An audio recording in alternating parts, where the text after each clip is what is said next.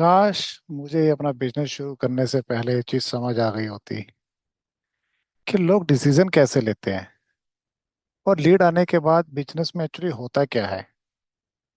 क्योंकि ज्यादातर लोग जो एज्यूम कर लेते हैं ना कि लीड आई तो कन्वर्जन होगा, पर रियलिटी इससे बिल्कुल अलग होती है। सबसे पहले एक बात बिल्कुल समझ लेते हैं कि लोग एक मैसेज देख के तो कॉल कभी भी अटेंड नहीं करते, या वो एक ही वेबिनार सुन के तो तुरंत डिसीजन नहीं लेते। बहुत कम केस होता है कि वो एक वेबिनार या एक कॉल में ही आपसे कनेक्ट हो जाएंगे। एक्चुअली उनका जो डिसीजन होता है ना, एक पूरा प्रोसेस होता है, एक जर्नी होती है। पहले वो इंटरेस्ट दिखाते हैं, फिर क्यूरियोसिटी पैदा होती है, फिर थोड़ी कंफ्यूजन भी होती है, और फिर डाउट आता है कि मैं इससे लूं कि नहीं लूं, और फिर वो डिले करता है। और अगर इसी डिले के टाइम में उसको कोई गाइडेंस नहीं मिलती ना, तो लोग साइलेंट हो जाते हैं। और इस साइलेंस को हम गलती से ना नॉट इंटरेस्टेड समझ लेते हैं। हमें लगता है कि वो चुप हो गया तो इसका मतलब अब वो नहीं आएगा। एक्चुअली वो चुप नहीं होते, वो अनडिसाइडेड होते हैं। और अभी वो उनका इंटरेस्ट गया नहीं होता, बट वो अभी डिसाइड नहीं कर पा रहे कि उनको अभी करना है या बाद में करना है। अब एक्चुअली थोड़ा बिजनेस साइड पे लेके आते हैं। जब लीड आती है तो बिजनेस में यूजली होता क्या है? कभी आप रिप्लाई करते हो, कभी लेट रिप्लाई होता है, कभी फॉलोअप होता है और कभी नहीं होता।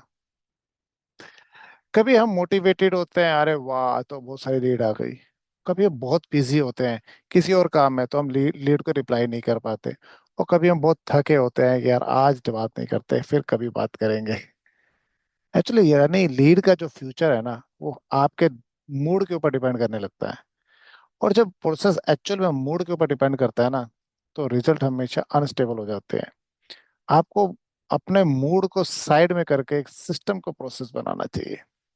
और मैं आपको सच बताऊं, बहुत सारे हीलर्स और कोचेस और अलग अलग सर्विस बिजनेसमैन मुझसे एक ही बात बोलते हैं, लीड तो आ रही है पर मैनेज करना स्ट्रेसफुल हो गया है। ये स्ट्रेस इसलिए नहीं होता कि आप वीक हो। एक्चुअली स्ट्रेस इसलिए होता है क्योंकि आपके पास कोई स्ट्रक्चर नहीं होता, कोई प्रॉपर सिस्टम नहीं होता।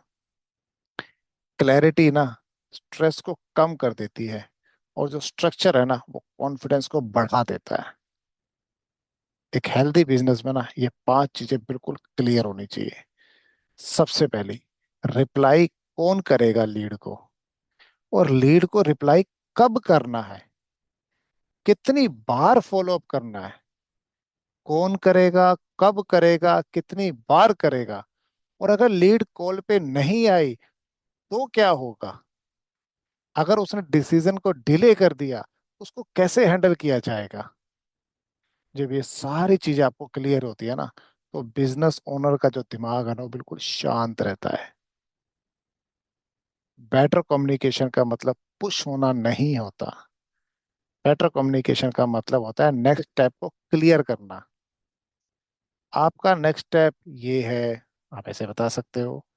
इस स्टेज पे कंफ्यूजन नॉर्मल है, आप ये भी बोल सकते हैं लीड को, इसलिए हम फॉलो अप करते हैं। आप लीड को प्रॉपरली गाइड कर सकते हो इस बात को बोल के। और जब आप काम होकर पूरा प्रोसेस को एक्सप्लेन कर देते हो ना, तो लोग ना सेफ फील करते हैं, हाँ यार ये पर्सन हमारे को समझता है। और जब लोग सेफ फील करते हैं ना, तो उनके लिए डिसीजन लेना आसान हो जाता है। और आपका एक बात और बता दूं, डिसिप्लिन होने का मतलब स्ट्रिक्ट होना नहीं होता। डिसिप्लिन का मतलब होता है रिपीटेबल क्लैरिटी। आज तो आप बिजी हो, कल फ्री हो, प्रोसेस तो सेम रहता है। और जब प्रोसेस स्टेबल होता है ना, तो रिजल्ट ऑटोमेटिकली बेटर हो जाते हैं, क्योंकि अब आपने एक प्रोसेस बना ली है। और सबसे बड़ी बात, लोग कहते हैं चेजिंग करना, फॉलो अप करना। एक्चुअली किसी को पकड़ना नहीं है। फॉलो अप का मतलब होता है एक डिसीजन के लिए सपोर्ट देना। लोग फॉलो अप से इरिटेट नहीं होते, लोग कंफ्यूजन से इरिटेट होते हैं।